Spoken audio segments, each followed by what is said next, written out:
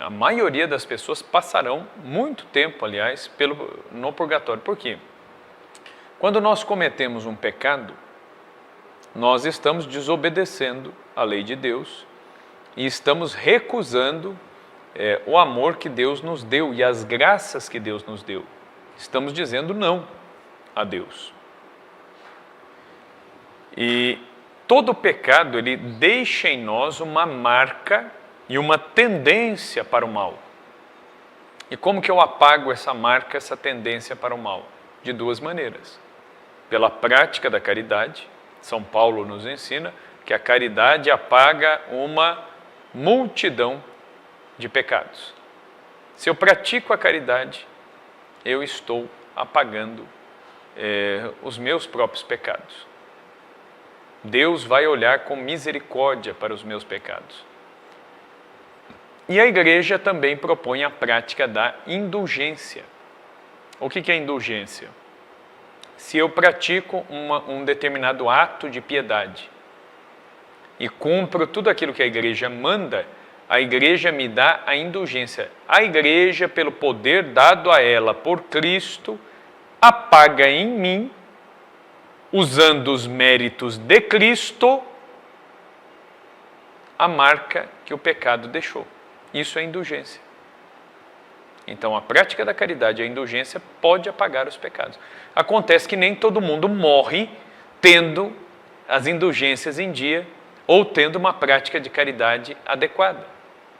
Mas é lógico que se a pessoa tem um conjunto da vida, um conjunto da obra muito bom, Deus não vai condenar um filho seu por isso. Então, há tempo para purificar esses pecados na outra vida. São pecados já perdoados, mas que precisam ser purificados e precisam ser reparados. Então tem um detalhe, se eu cometo um pecado e me confesso, eu apaguei o pecado, mas eu não apaguei da minha alma a marca do pecado. É o exemplo que eu sempre dou, se você bater um prego na parede, depois você vai lá, arranca o prego, fica o buraco na parede. O pecado é assim, o pecado é como se fosse o prego. Eu fui lá e bati o prego na parede. Depois eu arranco o prego da parede com um martelo. É a confissão. Eu arranquei o prego. Eu já não tenho mais o pecado. Mas o buraco ficou. Como que eu vou consertar essa parede? Eu tenho que passar uma massa, lixar e pintar. O que é a massa, lixagem e a pintura? É a indulgência ou a caridade. Se eu pratico a caridade, obras de misericórdia corporal, dar de comer a quem tem fome, dar de beber a quem tem sede, vestir os nus, visitar os presos, enfim, obras de caridade corporal. E obras de caridade espiritual, instruir os ignorantes, obra de caridade espiritual, rezar pelos mortos.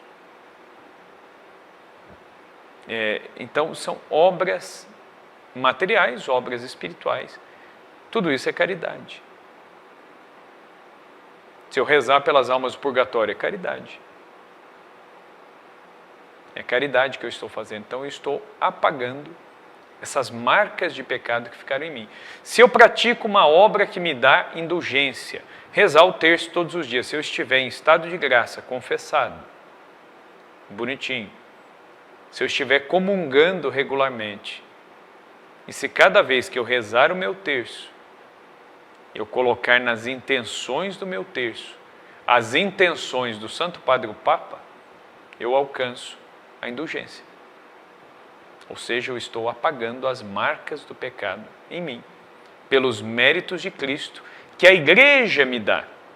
A igreja me dá. Rezar via sacra toda sexta-feira e acrescentando Pai Nosso, Ave Maria, Glória ao Pai, pelo Papa, estando confessado e comungando no prazo de 8 dias. Ganha indulgência plenária. Rezar a via sacra, uma coisa simples. A meditação da via sacra, estando confessado, comungando dentro do prazo de 8 dias, rezando Pai Nosso, Ave Maria, Glória pelo Papa, pronto, eu ganho indulgência plenária. O que é indulgência plenária? Ela apaga todas as penas temporais da minha vida. Desde quando eu nasci até o momento em que eu ganhei a indulgência, apaga tudo. Então são meios que a igreja nos dá para purificar a nossa alma. Agora acontece que nem todo mundo usa desses meios. E tem gente que nem sabe que pode usar esses meios. Mas Deus nos dá meios para que a gente se salve. Agora pode ser que eu morra, de repente, sem dar tempo de fazer isso. Deus me dará ainda a oportunidade do purgatório. E aqui eu pego o parágrafo 1031 do Catecismo, que fala sobre o purgatório. A Igreja denomina purgatório esta purificação final dos eleitos, que é completamente distinta do castigo dos condenados. Quem está no purgatório não está recebendo o castigo daqueles que estão no inferno. Quem está no inferno já não pode mais amar a Deus. Santo Afonso dizia, se quem estivesse no inferno pudesse amar a Deus, não seria inferno. Porque no inferno, o que há de mais terrível é justamente a impossibilidade de amar a Deus. Quem está no inferno se odeia, porque perdeu a oportunidade da sua vida de amar e servir a Deus, e odeia os outros e quer o mal dos outros, porque é incapaz de amor, porque escolheu isso. Então, o castigo do purgatório é um castigo purificador, no sentido de, bom, eu desperdicei algumas oportunidades, mas no geral eu vivi com Deus, então eu vou me purificar. A Igreja formulou a doutrina da fé relativa ao purgatório, sobretudo no Concílio de Florença e de Trento, fazendo referência a certos textos da Escritura. A tradição da Igreja fala de um fogo purificador. Vejamos aqui, no que concerne a certas faltas leves, deve-se crer que existe, antes do juízo final, um fogo purificador, segundo o que afirma aquele que é a verdade, Jesus, dizendo que se alguém tiver pronunciado uma blasfêmia contra o Espírito Santo, ela não lhe será perdoada, nem no presente século, nem no futuro. A palavra século significa mundo.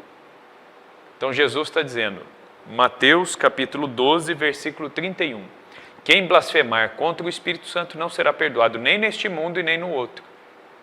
Quando Jesus diz que não será perdoado nem agora e nem depois, significa que existe a possibilidade de perdão depois, no outro mundo. O que é isso? Purgatório. Jesus está ensinando a doutrina do purgatório. A igreja não tirou essa doutrina da própria cabeça. A igreja tirou da Sagrada Escritura.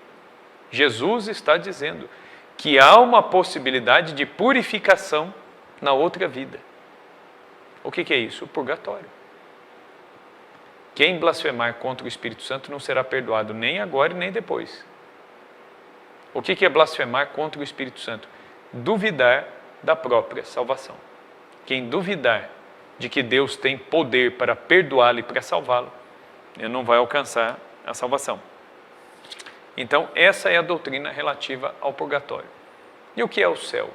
O céu é a vida com Deus. O purgatório é uma purificação. Quem vai para o purgatório viu a Deus, se sente atraído por Deus, mas não pode ficar junto de Deus, porque a justiça divina exige uma purificação. E esta purificação, nós que estamos vivos podemos ajudar os nossos irmãos que estão lá, que são as almas do purgatório. As almas do purgatório são almas santas, são pessoas que estão salvas. Então, nós podemos oferecer as nossas orações, jejuns, os nossos sacrifícios. Se a gente estiver doente, podemos oferecer as nossas dores, a nossa doença, todos os incômodos corporais que nós temos pela salvação das almas do purgatório. Elas já estão salvas, mas elas irão se purificar. Quando eu falo salvação aqui, é no sentido de purificação. E a salvação final é concluir ali o processo de purificação para poder viver junto com Deus, diretamente. Então, essa é uma realidade. A maioria de nós que cremos, que vivemos com Deus, passaremos pelo purgatório.